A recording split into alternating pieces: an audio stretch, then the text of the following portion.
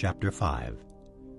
Every high priest is selected from among men and is appointed to represent them in matters related to God, to offer gifts and sacrifices for sins.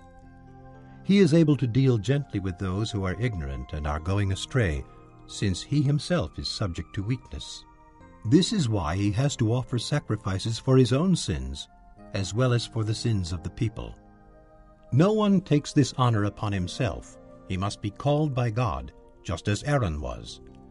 So Christ also did not take upon himself the glory of becoming a high priest.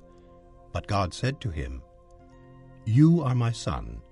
Today I have become your father." And he says in another place, "You are a priest forever, in the order of Melchizedek."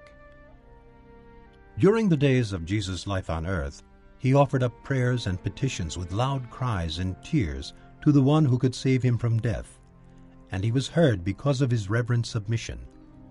Although he was a son, he learned obedience from what he suffered, and, once made perfect, he became the source of eternal salvation for all who obey him, and was designated by God to be high priest in the order of Melchizedek.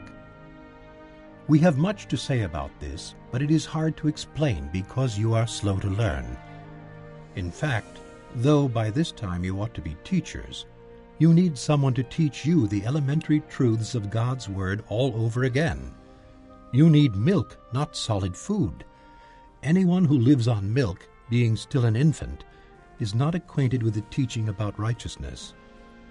But solid food is for the mature, who by constant use have trained themselves to distinguish good from evil. Chapter 5.